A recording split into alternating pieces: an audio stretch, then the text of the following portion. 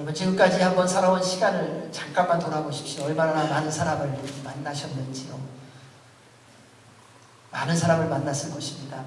한때 열심히 만났을 때는 하루에도 수십 명 이렇게 만났던 시간들이 있으셨을 겁니다. 그런데 그 많은 만남 가운데에 여러분에게 기억 남는 이 훈훈한 만남은 어떤 게 있습니까? 누구든지요, 지난 시간을 돌아보면은 기억나는 따스한 사람이 있더라고요.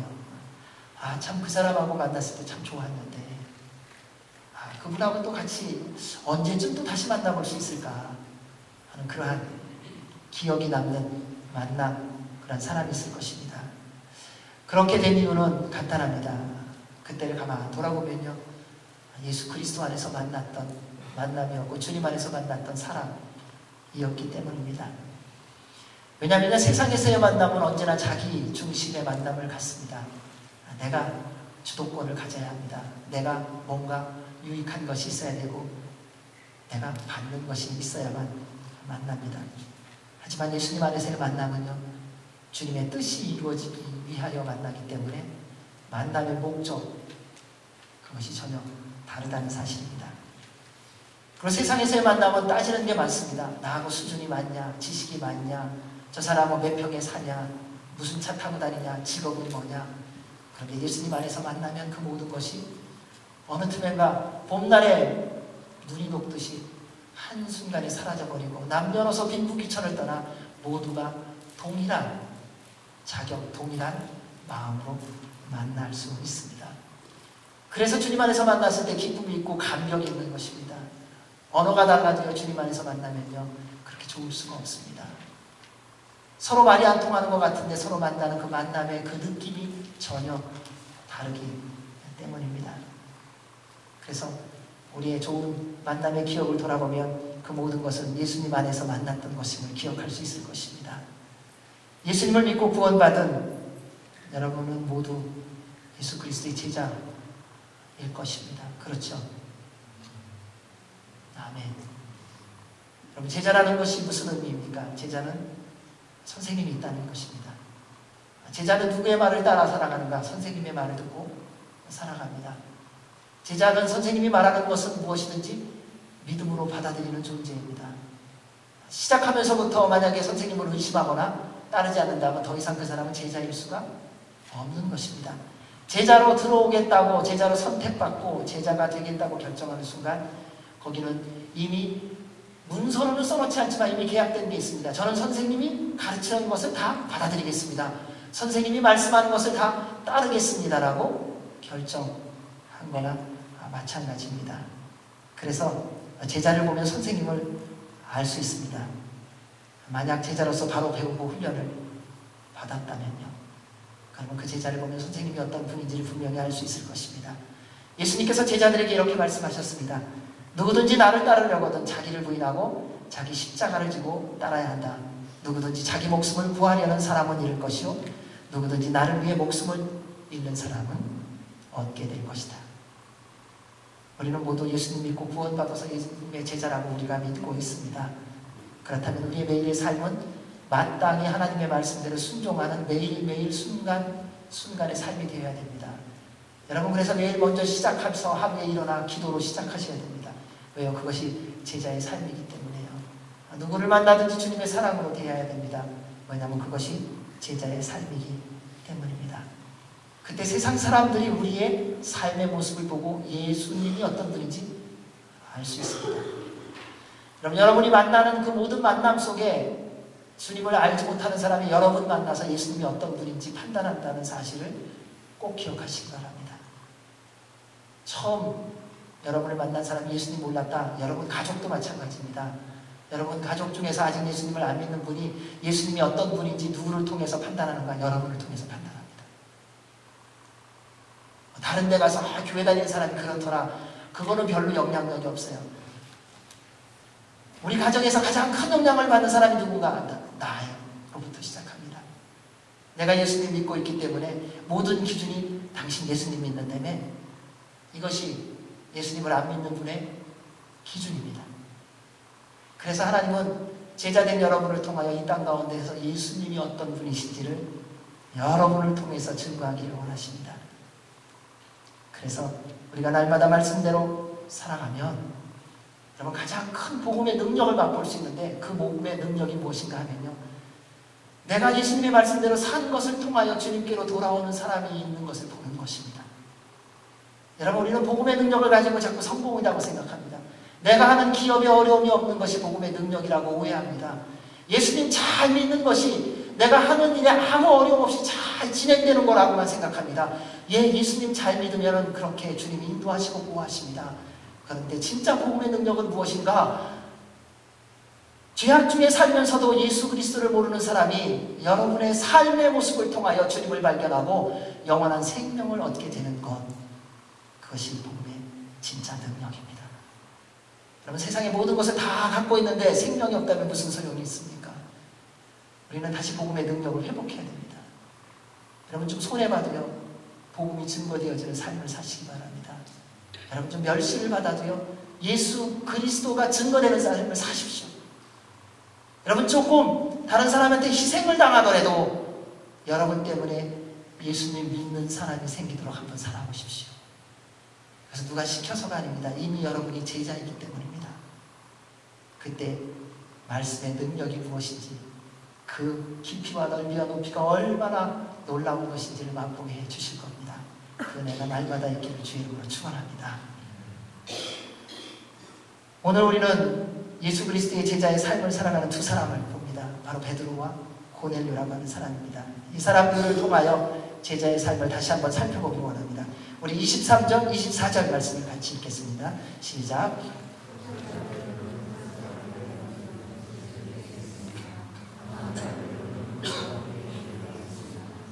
요바에서 온 형제들 몇 사람도 동행하게 됐습니다. 이튿날 그는 가이사랴에 도착했습니다. 고넬료는 친척들과 가까운 친구들을 불러놓고 기다리고 있었습니다. 우리 모두가 예수님의 제자이기 때문에 이 말씀을 통하여 제자의 삶이 무엇인지를 한 5가지에 걸쳐서 보기를 원합니다. 첫째, 예수 그리스도의 제자의 삶은 바로 순종하는 사람입니다. 순종은 하는데 바로 한다는 것입니다. 뜸들였다가 기다렸다가 내가 하고 싶을 때 하는 것이 아니라 하나님이 말씀하시면 바로 순종하는 자가 바로 예수님의 제자라는 것입니다. 베드로가 언제 순종했습니까? 그는 유대인으로서 이해할 수 없는 환상을 하나님으로부터 보았습니다. 그리고 주님으로부터 유대인으로서는, 전통으로서는 이해할 수 없고 받아들일 수 없고 그리고 순종할 수 없는 그러한 말씀을 들었는데, 그런데 그 말씀을 듣고 바로 순종했다는 것입니다. 보통 사람들, 우리는 어떻게 하는가? 아무리 하나님께서 환상을 보여주시고 말씀을 많이 해주셔도요, 내가 받기 어려운 건 안 받아요. 내가 이해하기가 좀 곤란하거나 안 받아들이더라고요. 누가 말했느냐, 그것도 상관없습니다. 그 말한 내용이 나하고 맞느냐는 거예요. 여러분, 어떤 환상을 보고 싶어 하세요? 우리는 보고 싶은 환상도 이미 정해놓고 있어요. 주님이 보여주시는 환상을 보기를 원하는 것이 아니라 내가 보기 원하는 환상을 보기를 원해요. 그럼 어떤 비전을 갖기 원하세요? 내가 원하는 꿈이지요, 하나님이 주시는 꿈이 아니더라고요. 주님이 우리에게 얼마나 많은 말씀을 하셨습니까? 얼마나 많은 것을 보여주셨습니까? 하나님이 말씀하셨다면 우리는 다 듣는다고 말하지만은 사실은 지금까지 하나님이 말씀하셔도 내 마음에 안 들면 안 보았고 안 들었고 안 따랐던 것을 볼 수 있지 않습니까? 사도 베드로는 도저히 이해가 되지 않고 받아들이기 어려운 말씀이었지만 믿음으로 순종했습니다. 유대인의 전통과 율법을 어기는 행동임에도 불구하고 말씀에 순종했습니다. 왜냐하면 예수 그리스도의 제자였기 때문입니다. 선생님이 말씀하시는 것이기 때문입니다. 하나님이 말씀하시는 거였기에 그것이 나에게 맞느냐 안 맞느냐 그것을 판단하는 분은 하나님이라는 것을 믿었기에 그분의 말씀에 순종했다는 겁니다. 하나님이 명령하실 때는 그 말에 순종하는 모든 이유의 것은 하나님께서 책임지시는 겁니다. 여러분, 자녀에게 무엇인가를 말했을 때에 부모님이 말할 때는요, 그 나머지 일어나는 모든 일은 부모가 책임지겠다는 것을 전제로 얘기하는 거예요. 학교를 다니라고 말하지요. 알아서 학비 다 마련해서 네가 다니든지 말든지 해라. 그것은 명령이 아니에요. 너 학교 가라. 부모님이 만약 그 얘기를 했다면 필요한 모든 것에 대해서는 부모님이 공급하겠다는 것을 약속하는 것입니다. 그런데 학생은 어떻게 말합니까? 아빠 나 학교 가기 싫어요. 학비를 내주는 게 학교 가기 싫은 학생에게는 관심이 안 돼. 난 지금 학교 가고 싶지 않고 공부하기 싫은 거야. 회사에서 사장님이 말합니다. 김 부장님 일을 좀 하십시오. 그때 그 사장님이 명령할 때는 왜 명령합니까? 할 만하기 때문에 시키는 겁니다. 근데 오늘날 우리는 내가 판단합니다. 이거 할 만하지 못하다. 여러분, 시키는 사람은요, 그 사람이 그것을 할 수 있을지 없을지 이미 다 판단하고 시키는 거예요. 여러분, 하나님이 말씀하시는데도 우리는 아니라고 말하지 않습니까? 에이, 하나님 저를 잘 모르시네요. 제 상황을 몰라요. 그럼 하나님이 우리를 모릅니까? 우리가 하나님을 모르는 것입니까? 베드로는 유대인의 정체성을 송두리째 흔드는 환상과 말씀을 듣고도 그리고 순종했습니다. 처음에 그의 모습을 보십시오. 주님이 환상을 보여주고 말씀했을 때 자신만만하게 하나님께 이렇게 말합니다. 아, 하나님 말도 안 됩니다. 저는 불결하고 더러운 음식을 지금까지 한 번도 먹어본 적이 없습니다. 하나님이 분명히 말씀하셨는데 하나님에게 아니라고 말하는 것입니다. 이 정도 되면 우리는 버티지 않습니까? 내가 이해할 때까지. 그런데 베드로는 자신의 개인적인 감정이나 해석과 이해를 뛰어넘어서 하나님의 말씀에 순종했습니다. 이것이 제자의 모습입니다. 제자가 중심이 아니라 스승님이 중심이기 때문에요. 내가 중심이 아니라 하나님이 중심이기 때문입니다. 베드로는 자신의 정체성을 제대로 알고 있었던 겁니다. 어느 제자가 스승의 마음을 다 알고 스승이 가르치는 것을 미리 알아서 다 해석합니까? 그렇게 되면 더 이상 스승이 아니죠.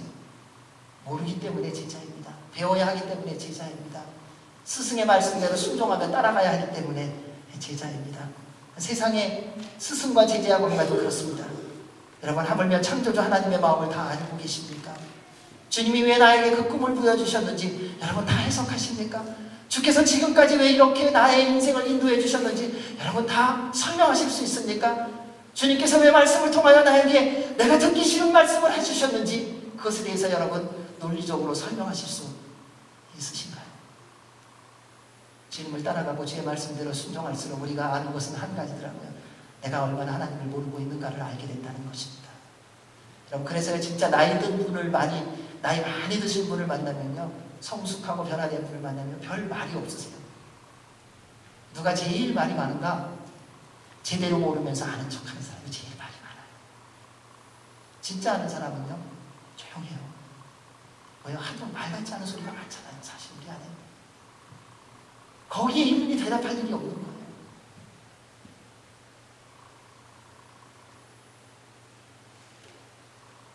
하나님께서 말씀하시면 우리는 그분의 자녀이기에 예수님의 제자이기에 믿고 순종해야 합니다. 그런데 그 믿음의 순종을 통해 하나님의 뜻이 이루어지기를 것을 보기 시작합니다. 왜냐하면 순종해보면 그 말씀을 왜 하셨는지 그때서 깨닫거든요. 아브라함을 아시죠? 그 사랑하는 아들 이삭을 바치라고 했을 때 아무 소리 안 합니다. 그 다음날 아침 일찍 일어나 그 아들에게 장작 더미를 지우고 하나님이 말씀하신 산으로 갑니다.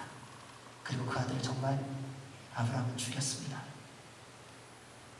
하나님이 아브라함이 순종할 걸 몰랐을까요? 알았습니다.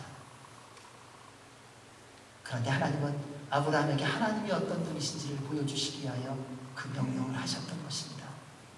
사랑하는 여러분, 요즘 여러분 기도하면서 주님께서 주신 말씀이 있습니까? 여러분의 상황과 형편을 몰라서 하나님께서 그 상황을 주시고 그 말씀을 하신 게 아니에요. 이미 하나님은 여러분의 영원한 삶을 계획해 놓으시고 그 가운데서 하나님이 어떤 분이신지 여러분의 인생 가운데 누리게 하시려고 그 말씀을 하셨고 그렇게 지금 인도하고 계시는 거예요. 따라서 주의 주신 말씀이 있다는 믿음으로 순종하십시오. 주님이 어떤 분이신지 맛보게 해주실 것입니다. 저는 여러분이 그 하나님을 만나기를 원합니다. 말씀이 살아서 운동력이 있어서 좌우의 날선 어떤 검보다도 예리하여서 우리의 영과 혼과 관절과 골수를 찔러 쪼개기까지 하는 능력의 말씀인 것을 우리 하나님은 맛보게 하기를 원하십니다. 그것이 바로 순종하는 자가 누리는 것입니다. 그가 바로 예수님의 제자입니다. 근데 베드로만 순종했는가? 아니요. 이방인이었던 고넬료도 순종한 것을 볼 수 있습니다.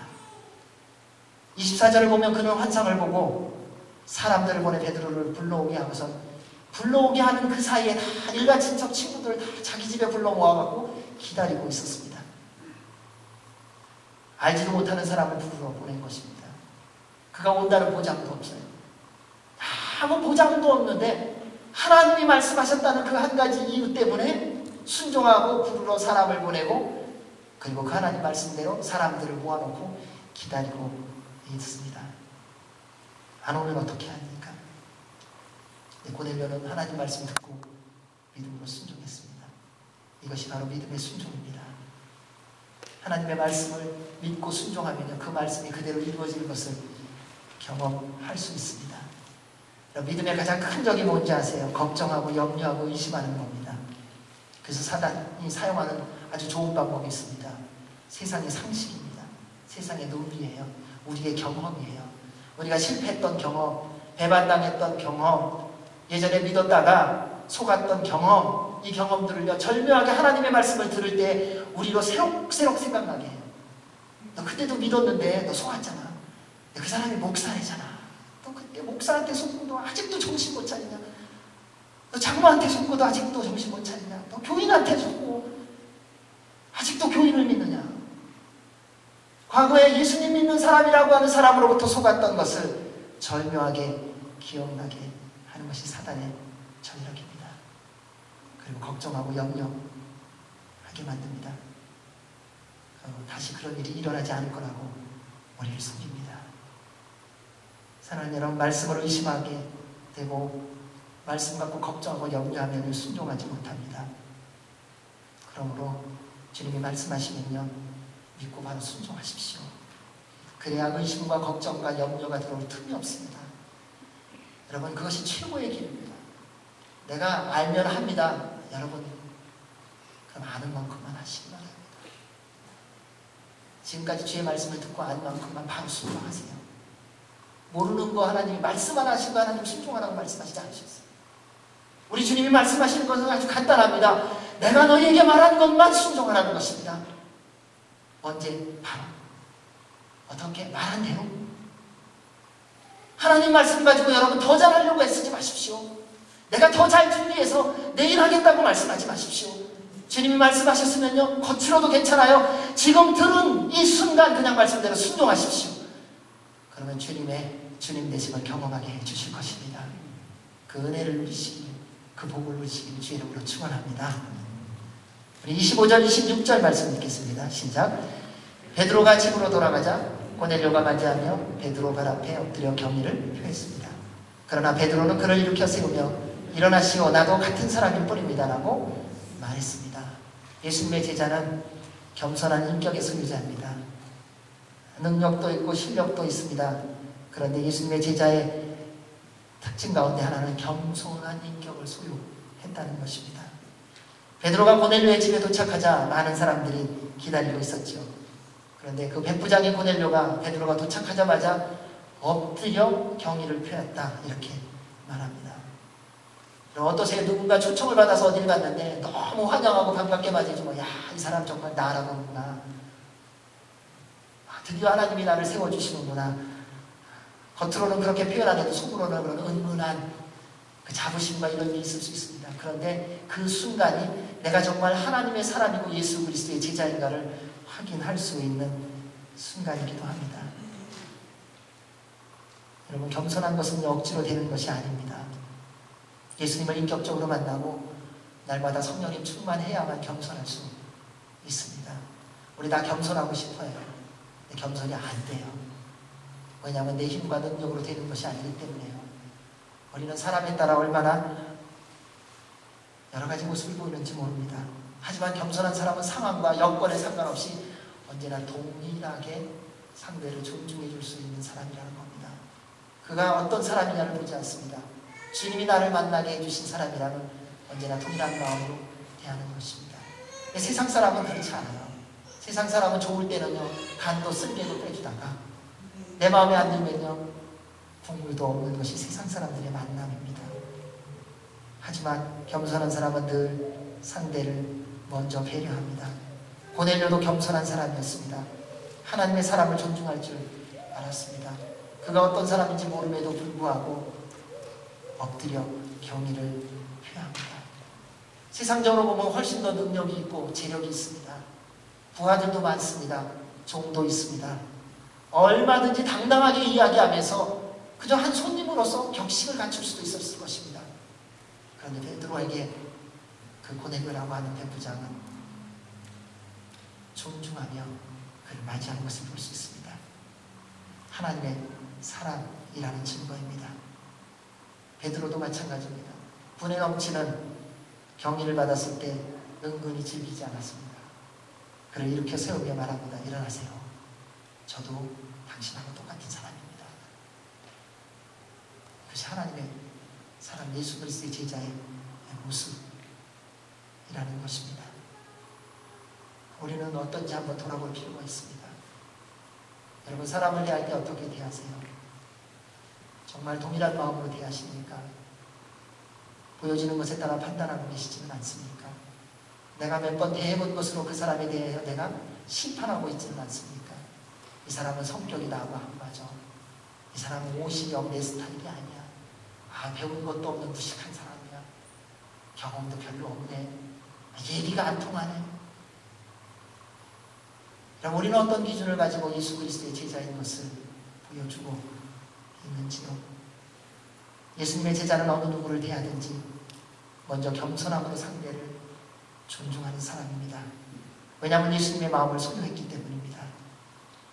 여러분은 예수님의 마음을 소유한 예수 그리스도의 제자인 줄로 믿습니다. 그래서 이제는 누구를 대하든지 주님의 마음으로 대하십시오. 어떤 사람을 보든지 주님의 눈으로 보시고요. 어떤 사람에게 섬기든지 주님의 몸으로 섬기십시오. 주님이 하신 것만큼만 하세요. 자꾸 그보다 더 하려고 하지 마시고요. 주께서 허락하신 만큼은 겸손히 섬겨주십시오. 그러면 아름다운 만남들이 곳곳에서 일어날 것입니다. 여러분, 예상하지 못했던 귀하고 복된 만남들이 생겨날 것입니다.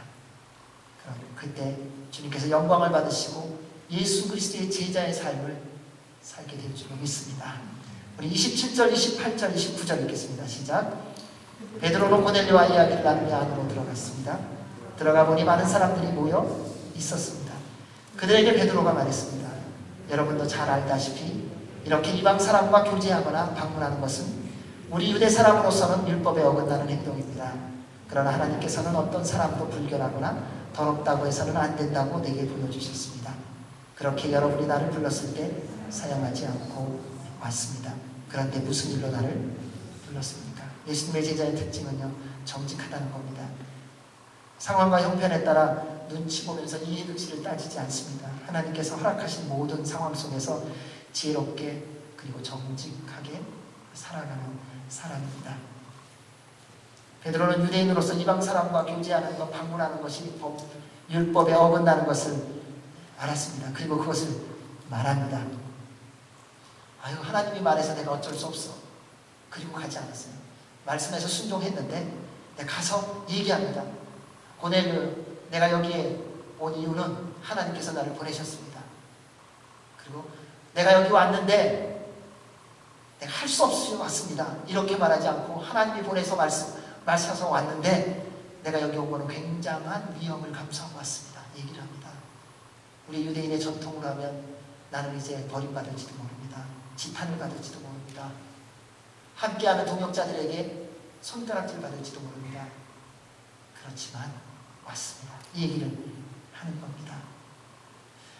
우리가 함께 지내다가 오해 생기는 이유가 무엇입니까? 오해가 생겼을 때 우리가 상상하기 때문에. 그럼 어떤 일이 잘못되면요, 우리는 물어보기보다 상상을 먼저 하더라고요. 이 일은 무엇 때문에 잘못됐어? 이 일은 왜? 내가 갖고 있는 모든 지난 경험을 가지고 다 상상합니다. 부부싸움 왜 나는지 아세요? 물어보면 간단합니다. 여보, 오늘은 왜 국이 이렇게 짜? 물어보면 돼요. 그냥. 아유, 미안해. 내가 어떻게 잘못하다가 소금이 많이 들어갔네. 이러면 딱 정리가 되는 거예요. 그럼 물 뿌려갖고 더 부으면 되잖아요. 근데 이 사람이 왜 오늘은 짜게 했을까? 내가 어저께 소리친 게 기분 나빠서 그럴까? 상상의 나래를 펴니까요, 한 한도 없고 끝도 없어진다는 겁니다. 여러분, 부모님이 여러분의 마음을 아프게 한다고 생각했을 때 가서 물어보세요. 어머니 왜 그러셨어요? 그러면요, 말씀해 주세요. 도대체 우리 어머니가 왜 그러셨을까? 내가 지난달에 용돈을 제대로 안 내서 그런가? 우리의 잘못된 상상이 얼마나 많은 관계들을 깨뜨리는지 알아야 됩니다. 믿음의 공동체도 마찬가지 아닙니까? 어려움이 생기고 오해가 생겼을 때는 가서 정직하게 물어보면 됩니다. 형제님, 이런 일이 있는데 어찌된 일입니까? 그럼 대답해줘요.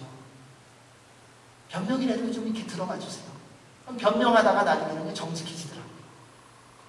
왜요? 진짜 들으려고 하니까요. 근데 우리는 다 상상하고 결정을 내리고 가거든요. 가서 얘기하는데 물어보는 게 아니라 당신이 왜 그랬어? 뭘 그랬냐고. 그럼 얘기 쭉 하면 이미 심판받은 얘기를 듣지 질문을 듣는 게 아니거든요. 어느 누가 심판을 받았는데 마음이 기쁘고 그거를 들을 수 있겠습니까? 그래서 또 깨지고 또 어려움이 생기는 것을 볼 수 있습니다. 그리고 어떨 때는요, 생각보다 많은 사람들이요, 모르고 궁금한 것을 물어보지 못하는 이유가 자존심 때문이고요, 교만 때문이더라고요. 그게 엉뚱한 오해와 왜곡을 더 많이 만들어 갑니다. 이런 모르는 것은 잘못이거나 부끄러운 게 아니에요. 어떤 소식을 못 들었을 수 있잖아요. 그러면 그냥 가서 물어보고, 이런 소식이 있는데 그거 사실이냐고. 사실이라고. 그렇구나. 이러면 다 정리가 되잖아요.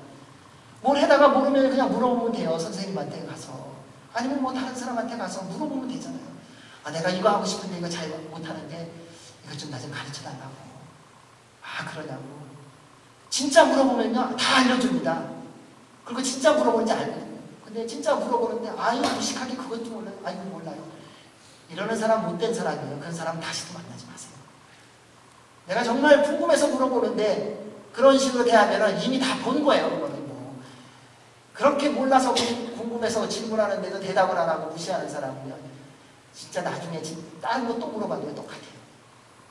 근데 거의 다가 질문하면 대답해 줍니다.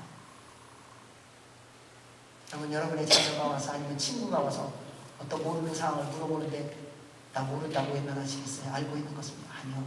설명해 주고요. 다 알려주게 되어 있습니다. 그래서 우리가 정직하면요, 점점 더 가까워질 수 있습니다. 그래서 예수님의 제자 성령님 충만한 사람은 날마다 정직해지는 사람입니다. 왜냐하면 예수님께서 정직하시기 때문입니다. 그래서 내 있는 모습 그대로 보여줘요. 어떻게 지혜롭게요. 그리고 상대에 있는 모습을 그대로 받아줘요. 어떻게 해요? 지혜롭게요. 예수님 안에 있으면요, 그렇게 되더라고요. 지나갈 거는 다 지나가고 기억할 것만 기억하는 거예요. 보지 말아야 될 것은 다 지나가게 하고 주님이 보게 하시는 것만 보는 것입니다. 안 들어도 될 거는 다 지나가게 하고 주께서 듣게 하시는 것만 듣는 거예요. 저는 그래서 한국 음식점을 잘 안 가요. 왜냐하면 말이 들리거든요. 안 들어야 되는 소리가 너무 많더라고요. 어느 교회가 이래 저래. 그냥 한국 음식 안 먹고 말지 뭐. 그냥 스파게티 먹고 튀니까. 꼭 된장찌개 안 먹어도 살더라고요. 그냥 스파게티 먹어요. 왜요? 쓸데없는 소리가 들리는 곳을 가지 않는 것이 지혜더라고요. 불필요한 것이 보이는 것을 가지 않는 것이 지혜더라고요. 근데 그게 정직한 거더라고요. 왜요? 거기 가면 나도 그 소리 듣고 소문을 내는 사람이니까. 거기 가면 나도 그것을 보고 죄를 짓는 사람이니까. 정직하게 하나님 앞에서 기도하는 거예요. 하나님, 제가 감당할 수 없는 거 보지 않게 해주십시오. 제가 감당할 수 없는 거 듣지 않게 해주십시오. 그렇게 기도했다면 그런 소리가 들리고 그러한 악한 것이 보여지는 것은 안 가는 것입니다. 그것이 정직한 것입니다. 그때 주님께서 우리를 그대로 받아주시고 우리도 주님 안에서 형제자매를 그대로 받아들여 줄 때에 더 거룩하여지고 더 제자답게 살아갈 수 있을 것입니다. 사랑하는 여러분, 우리 모두는 누구도 완전하지 못합니다. 그래서 주님 안에서 서로 정직하게 대함을 통해서 배워가는 겁니다. 다듬어져 가는 겁니다. 우리 안에 아무도 완전한 사람 없습니다. 저를 비롯해서 제가 제일 부족하고요. 누구도 내가 완전하다 라고 말할 수 있는 사람 이 자리에 아무도 없습니다. 그래서 서로가 동일하게 필요한 것입니다. 그래서 주님 안에서 만나고 있는 것이고, 그래서 주님 안에서 고백하는 것이고, 그래서 주님 안에서 서로 배워가는 것입니다. 그리고 예수 그리스도를 닮아가는 것입니다. 그러한 아름답고 복된 일이 이루어지는 우리 샌디에고 온누리 교회가 되기를 주의 이름으로 축원합니다. 네 번째는요, 예수 그리스도의 제자는 항상 하나님이 우선이라는 겁니다. 베드로가 고넬료에게 당황스러운 말처럼 얘기했죠. 이방 사람과 교제하거나 방문하는 것은 우리 유대 사람에게는 율법에 어긋나는 행동입니다. 그런데 그 다음 단어가 중요합니다. 그러나 내가 이곳에 온 것은 내가 믿고 있는 하나님 앞에서, 그리고 내가 함께 신앙생활하는 우리의 믿음의 형제자매들 안에서 우리가 지키고 있는 전통에서 어긋나는 겁니다. 그러나 하나님께서는 어떤 사람도 불결하거나 더럽다고 해서는 안 된다고 내게 보여주셨습니다. 사랑하는 형제자매 여러분, 어떤 전통, 어떤 율법도 하나님보다 우선돼서는 안 됩니다. 여러분, 예수님 오래 믿으면요, 내 나름대로의 신앙의 법이 있더라고요. 내가 믿는 하나님에 대한 신앙의 기준이 있더라고요. 그래서 이 사람은 예수님 잘 믿느니 못 믿느니 그 판단하는데요, 누구 기준으로? 내 기준으로, 말씀으로 안 하더라고요. 그래서 그 기준보다 하나님을 우선되게 하셔야 됩니다. 어떤 것도 하나님보다 우선될 수 없습니다. 여러분의 어떤 경험도 하나님보다 우선될 수 없습니다. 여러분의 어떤 지식도 하나님보다 우선되어서는 안 됩니다. 그러면 어떤 판단도 주님의 말씀보다 우선되지 않게 하셔야 합니다. 이전에 어떤 것을 했든지 우리의 특징은 익숙한 게 좋고요, 편한 게 좋아요. 하나님 말씀도요, 처음에는요 아주 익사이팅하게 잘 순종하다가 조금 지나면 내 식대로 순종해요. 내 방법이 있거든요. 그리고 뭐 별탈 없이 지나가니까는 또 잘 지내요. 그러니까 우리는 별일이 없으면 잘 사는 거라는 오해가 있어요. 여러분, 아무 일이 없는 것이 가장 큰 위험일 때를 아셔야 됩니다. 그때가 주님으로부터 멀어지는 때가 많더라고요. 오히려 고난의 때에 주님 앞에 무릎 꿇기 때문에요, 그것이 축복이에요. 근데 요즘에는 고난이 와도 축복이 축복인지 모르고 더 멀리 가는 경우도 있기는 하더라고요. 대부분은요, 난 별일 없으면요, 주님으로 되게 멀어져요. 큰 슬점. 그리고 내식을 갖고 있어. 하나님은 이렇게 하는 걸 좋아하셔. 그래서 다른 사람한테 그걸 강요해요. 이렇게 하는 거야, 저렇게 하는 거야. 근데 어느 날 기도하다가 주님이 말씀하시잖아요. 사랑하는 내 아들아, 따라 이리로 가자. 아, 하나님 우리 교회를 몰라서 그래요. 우리 교회는요, 그렇게 하면 안 되니까요.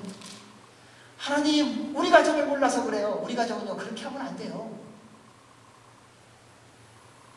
하나님이 옳습니까? 우리가 옳습니까?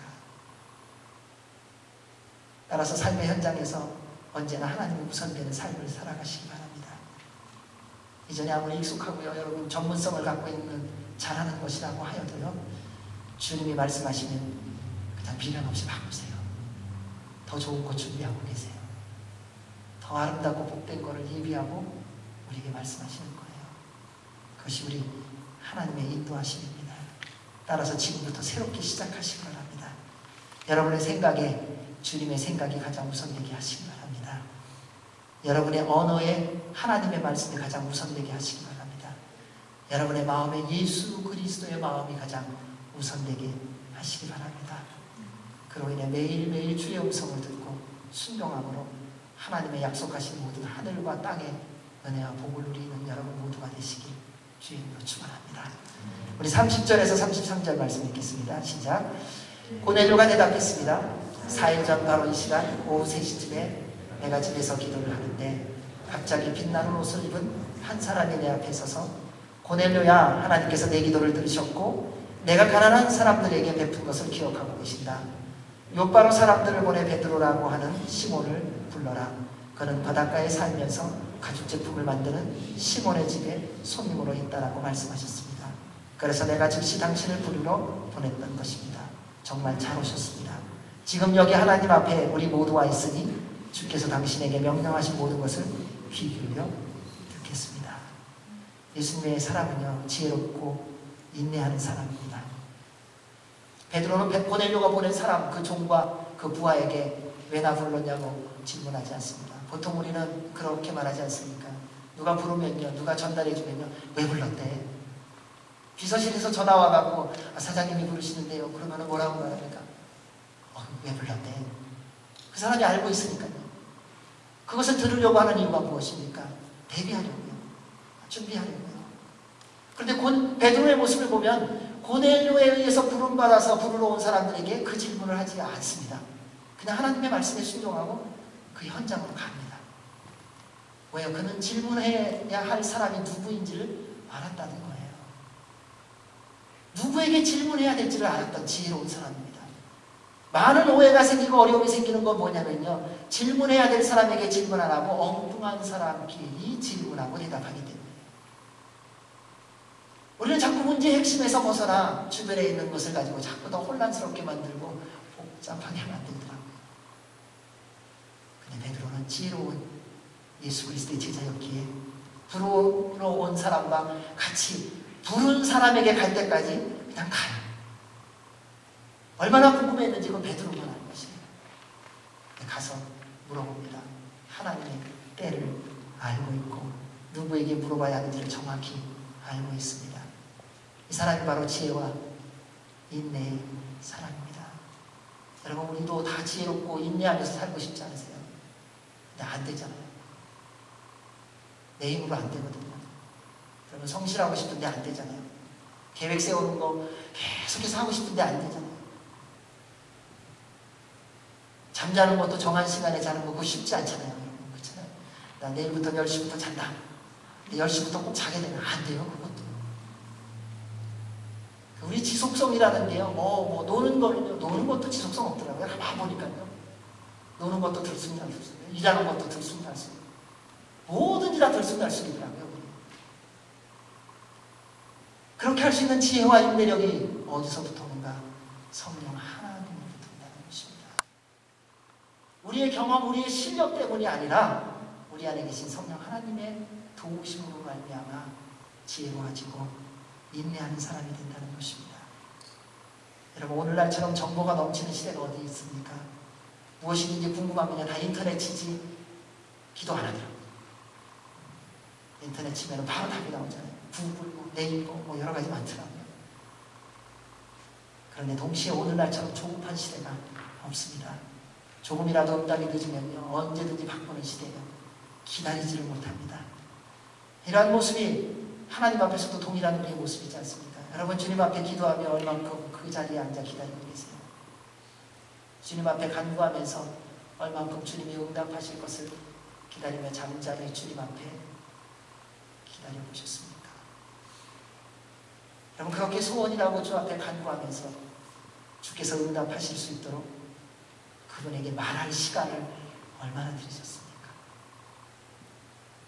우리는 우리가 말하는 게 끝나고 나면 더 이상 들으려고 하는 마음이 없지 못할 때가 많지 않았는지요.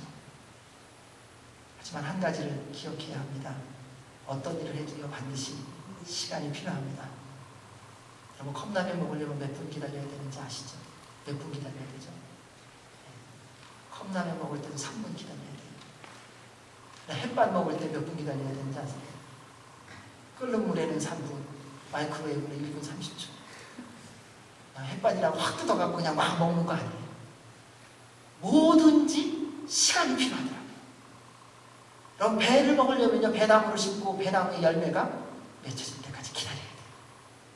심지도 않고 나 배 먹겠다고 아무리 외치고 소리치고 고함을 치고 능력 있어도 배 못 먹어요.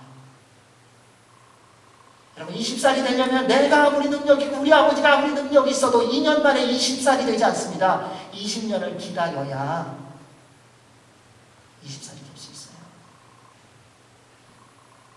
인생 동안 대부분의 일이 기다림의 연속 아닙니까? 그런데 인생 동안 대부분의 깨어진 일 기다리지 못해서 아닙니까? 급해진 마음에 급하게 생각한 대로 함부로 말하고 함부로 행동하고 함부로 생각하고 함부로 결정한 것 우리 혹시 많지는 않은지요?